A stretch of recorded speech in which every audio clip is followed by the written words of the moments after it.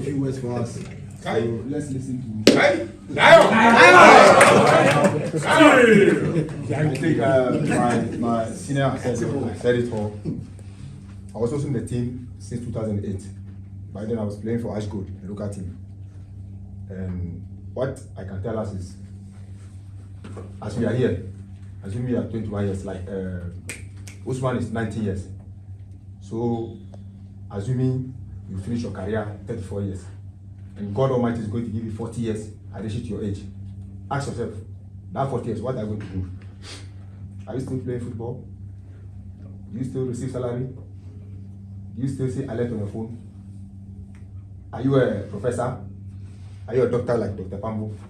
No, so the time is now. Because of the national team, even when I'm driving, I don't license my car. Wherever I reach at the police barrier, they salute me, they even want to take picture with me. That alone is something. You know, we have different generations, it's normal. But think of this, it's a deep word. And then everything you are doing, do it with passion. That is what is keeping me going. After my career, I remember the last time I played for the national team, I was with Ziggy, right? In Sudan, just 3 years ago. Yeah, but today, here I am. I'm working with Ziggy. I'm not coaching him, I'm helping him. That's life. In 2008, I went to the AFCON in Ghana. I was out on the national team for so many years. But I was happy, at least I have some money. Yes, my father has a house, my mother has a house, but I feel like no, we are family. I have brothers, I have stepsisters, so I need to get my own. I did and I was happy. If you go to the national that time alone, it's motivation for me. So I kept pushing. So 2012 November, I was still a local player. There was back-to-back AFCON, 2012 and 13. So we played only one qualified. I was invited late November. We were playing MTN FA Cup final. The league was over. So all the attention was on the MTN FA Cup. We played the DAUDA'S Peters final. I was home and my coach called me. FATAWU. He said, you need to come to the camp. I said, camp for what? So it was rare. So I joined the camp. We went to play Lesotho in Accra. We beat them 2-0, went there, beat them 1-0. You know, John and others, they made something in the national team. I don't know whether still is there. Even if you are called to the national team and you don't wear shirts, they give you 1 CD, they give you 1 CD. So all the time when I'm in the team, I want the team to win.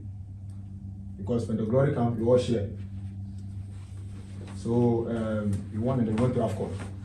There's one thing that as a player, I need to get it right. All the time if you come to camp, tell yourself, I'm coming to play. If they give me the chance. Because as a local player, going to play one of the biggest tournaments on the continent, that's African Cup, 2010 in South Africa. We went to camp. After the qualifying, we went to play in Portugal against Cape Verde. That's the breakthrough for Castle. He scored a goal. I remember. We were 2 goalkeepers. They wanted to give us some minutes. I have to play first half and then Dana J have to play the second half. So we started, and coach wanted Dana J to play because he was in the limelight. The transition from 20 under 17 under 20 under 23. Yeah. So, but okay, the good person did not take a decision, and he was aligned with the head coach, and they said, okay, FATAWU should start. So I started the game. Okaso scored a goal, and these people were on us from first minute. Long throw, I'll come out, they come and just fix it. So coach said, no, I should continue. But the way the game is, he said I should continue, and then we won. That's my breakthrough also. So 2 months time. There was probational list. I was in. I wasn't covered because of what I've experienced before. So we went to Dubai for camp. We started playing matches. Until the last day we were playing the first game against Congo DR. We came to the pre-match meeting. They projected the squad. I was starting. And during this camp, no coach told me that, oh, guy, get prepared, you're going to play. So assuming I wasn't ready before going to the camp, what will happen? As a local player, I'm going to play in African Cup. But when the first 11, I was starting, I was happy. Why? Because I was prepared individually. So everything is about preparation, passion, believing in yourself, and all the time think ahead. So after my career, now I decided to go into coaching. Being a player doesn't mean you'll be a good coach if you don't learn. when I went to coaching, but people will say, oh, they have to give this national to this player. Ask yourself, has he been learning as a coach? Playing is different, coaching is different. So I decided to go to an environment where I can learn. So I decided to go to Right to Dream. Big thanks to Tom, Derek Boatin, Kodile Romani. They gave me the platform to come and learn, and I started enjoying the next part of my career, that's the coaching. So I decided to go into coaching, and I'm enjoying it. My first appointment was under 20, the satellite. I was there. My former coach, who gave me the platform to play for National Coach, I went to Sudan, and then people will say, why is FATAWU? But they don't know when they were playing. I was somewhere learning. So I went to Sudan. The boss was good. We were able to 6 points. We were able to get 4 points. And the goalkeepers there, they were happy. They had a goalkeeper trainer there, but trust me, it was like, no, you know, Arabs, they have clean heart. So anytime I do my session, I involve him. I don't have to do like, no, because you are there, they brought me to have to take it. No, I can learn something from him, and he can also learn something from him. And then now this is the biggest opportunity for me. Whatever I'll do as a goalkeeper, I can't train Ziki because he's already playing the highest football. The only thing I can do is to help him, especially with the psychological aspect. That's what Ziki and Jojo and other goalkeepers, that's what they need. They're already playing. So we are here together, and I'm very sure we will do it. Let's just listen to coach, play accordingly when we are done, because we have a talent. I was outside the team. When people were going to the AFCON, when I saw the squad, it's a great squad. I was doing TV that time, but that's life. You just forget everything. There's new life ahead of us. Let's get it. Let's grab it. Everything is possible. Thank you.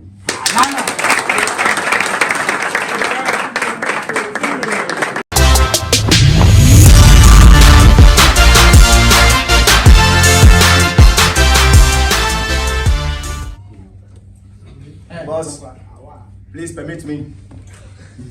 I'm not your boss. All right, guys. This is beautiful, eh? It's good. This brings all of us together. We've been here laughing and dancing. So harmony, love, peace, and unity. 2007, when Ayu came to the national team in his group. Which of them? Andrew. They say 2007. This boy come national team 2007. Correct. My friend, respect him. Tell her, respect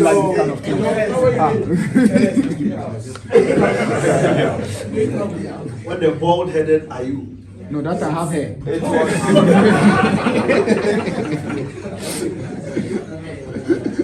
It was very, very tough and difficult to communicate among the stars.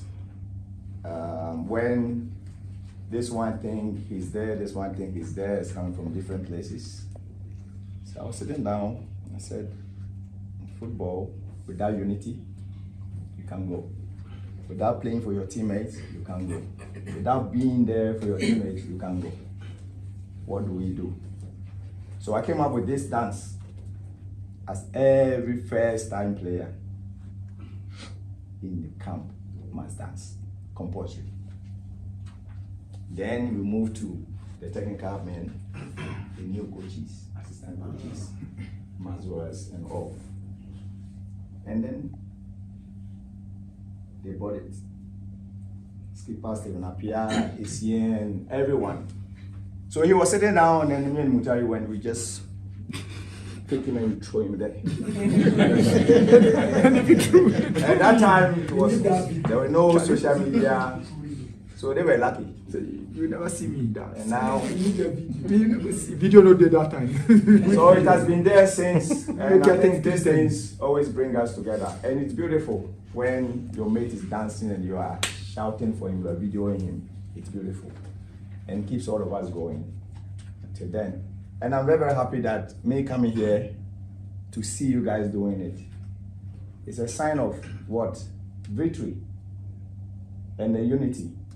Because in football, when you're playing, you never know where you will meet your teammate after football. It's life. I always tell a lot of people, when you meet him today, you never know where you're going to meet him. Our head coach, I remember I was telling him something and he didn't even remember. 2006 World Cup. against USA. I missed my move. Instead of me holding my line, I sat in. The ball was playing behind me. King Dempsey get the ball. I said, I'm done. Finish.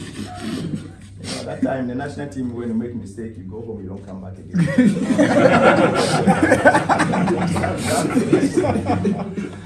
So always like, I'm being justified. I must retain my position. Then I turned around and I saw him. He tracked for me. He was playing on the right line. I was playing the right defense behind him. He tracked and then he got the ball. Instead of you hitting it, he even dribbled and then passed the ball in. I was safe. Okay. That's where I said, you play for your teammates. So in all, I would say thank you very much for keeping this going. And one thing I want to say to you guys, you are wonderful boys. The last time we came here, I didn't mention one thing. There's not a bad player. You only have bad day. And when your teammate is having a bad day, what do? You play to cover it. So nobody sees it. Which is going to help all of us. And this group, for me, like I said, I don't see anybody stopping you guys. The only people that will stop you is yourselves. It's yourselves. Respect, and this is what we are doing here. And anyone can say, I won't do it. Boy. But we agree to do it. Why are you doing this? Because it's something that's going to help all of us. The love, the respect, culture, team culture, and believe in ourselves. So we coming together, guys, we can do it. We can do it better and better. And you better what? I don't know how to say it in English. There's no English one for it. Prosperity. Yes. Professor TM.